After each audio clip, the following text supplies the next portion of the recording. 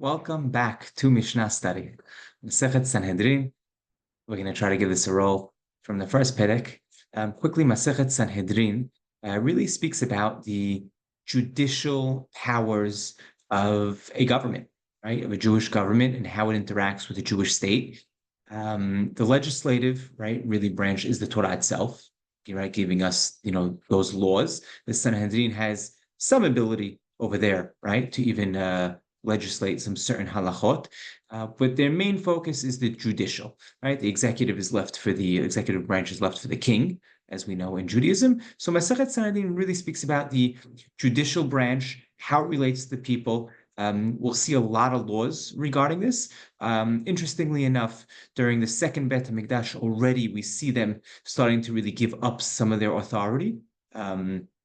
Historically, we know even Rabbi Yaakov Berav in the times of Maran, Rabbi Yosef Karo, tried to re-bring back the Sanhedrin, and there was a massive debate in Jewish history between the rabbis up in Sefat to those in Jerusalem. One of the most interesting historical, correspondence and really debates, fights in Judaism, and a lot of it is predicated on our Masechet Sanhedrin. Sanhedrin is as we said, the judges, the judicial branch, and we're going to jump into speaking about these judges themselves and what kind of cases, right, need judges. How many judges do you need, right? If you have capital punishment, right, you're going to need a lot more people on the court, on the bench, as judges.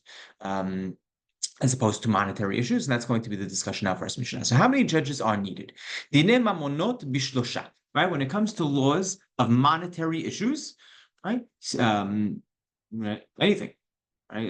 You owe me money, right? Business transactions, right? Anything that has that involved, that's with bishlosha, with three people. Gezelot v'chavalot bishlosha, right? Stealing, damages, also with three people. Interestingly enough, stealing and damages is also considered monetary laws, right? Rambam actually addresses why did the Mishnah break it into two separate categories. And he points out there's a little bit of a difference, and that is when it comes to all monetary laws, with the exception of stealing and damages, you could use any three people, right? Three judges, she'enam mumchin, right? Not any three people, but any judges that are not, professional, fully accepted. When it comes to stealing and damages, they need to be mumchin, right? Mumchim larabim, meaning that they're trusted by the majority of the people. And yeah, when it comes to, right, as we said, nezek v'hatzi nezek, when it comes to damages, right, nezek is damages of everything we mentioned, babakama, right, full damages or half damages, chatzi nezek, if you had a short tam, right, that gore for the first or second time, you only have to pay half the damages. Tashlume kefel, right? If a person stole, he needs to pay back twice. Tashlume arba'a v'chamisha, right? If he stole, you stole an ox, right, or a donkey. Sorry, ox or sheep, right? He has to pay 4 or 5 times what he stole if he's caught. Right? All these are going to need 3 people. If someone raped, if someone slept with a girl willingly, right? He came out and actually accused her of sleeping around before they got married. Bishlosha, right? Also, this is with 3 people. Again, three judges. This is according to Rabbi Meir, right? All these, including Hamotzi Shemra. Chamim say when it comes to Motzi Shemra, if a person speaks out about his newlywed wife and says that she slept around before they were married, right, that would need 23 people because it could lead to Dinei Nefashot, it could lead to capital, right? It could lead to capital punishment. I would just point out, Rabbi Meir doesn't, when it comes to Motzi Shemra, right? What's the issue over here? Who said it may lead to capital punishment? Chamim, don't worry. They allow, right?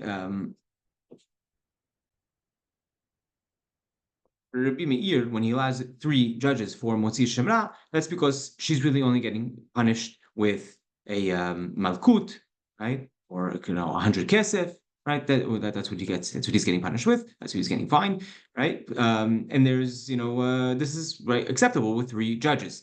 Hamim, though, could lead to, capital punishment. Rabbi Meir said, okay, we'll add as we go along. If we need to add judges, we'll add judges.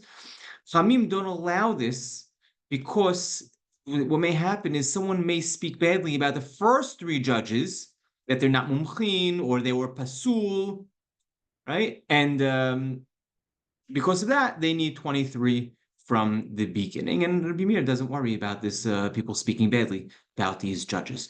Now, why do we need 3, right? What's the purpose of 3? So the pasuk says, right, Ad ha-Elohim yavod bar shnehem, right, has come to the judges. Elohim over here is judges. What's the minimum amount of judges? Plural form is 2.